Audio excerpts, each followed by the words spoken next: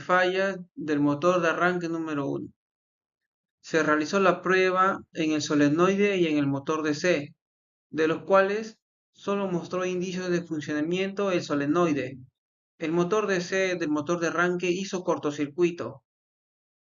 Al desarmar y revisar los componentes internos, se encontró que el motor DC no tenía las escobillas que deben estar conectadas a la bobina de campo y los carbones conectados a la base del portaescobillas, o sea, negativos.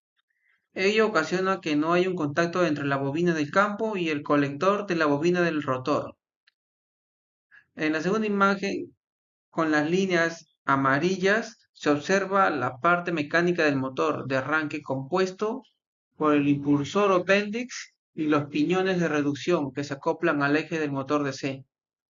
Luego también observamos la ausencia de tornillos de sujeción del portaescobillas, o sea, carbones.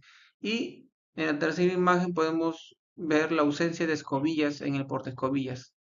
En este caso lo voy a poner sobre el motor de arranque número 2, para la cual, para detectar su funcionamiento, hemos utilizado una batería y dos cables, en la cual en la prueba del solenoide hemos detectado que tiene una falla, por lo que al desarmar el motor de arranque hemos detectado que en el solenoide la bobina interior estaba en cortocircuito, ahí como podemos ver en la imagen.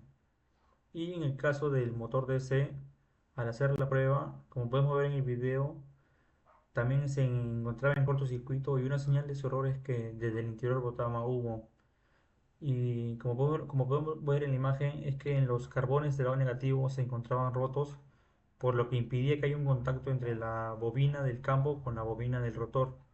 Y también como podemos ver es que las escobillas se encontraban rotas. Ahora pasamos al motor de arranque número 3. Para ello se realizó las pruebas tanto del motor DC y de la bobina.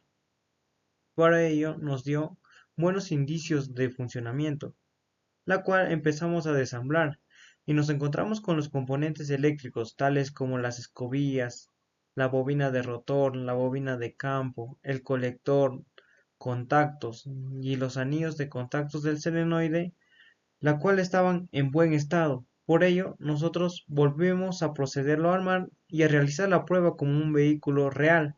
Para ello, nosotros hicimos un puente entre la bobina del solenoide y la conexión del motor DC. Para el motor de arranque número 4 se realizaron las pruebas del solenoide y las pruebas del motor DC y no mostraron señales de funcionamiento, ya que el solenoide no accionó y el motor DC no funcionó. Al momento de desarmar el componente, se observó de que las escobillas conectadas a la bobina del campo estaban rotas y desconectadas, lo que ocasionaba de que no haya un contacto entre la bobina del campo y la bobina del rotor. Esto es por medio de los carbones y el colector. Este motor de arranque tiene la particularidad de que cuenta con dos bobinas, una bobina del solenoide y una bobina del relé. Este motor de arranque también se encuentra con el punto negativo aislado. No es comúnmente como los motores de arranque evaluados anteriormente, en el cual el punto negativo se encontraba sobre el chasis.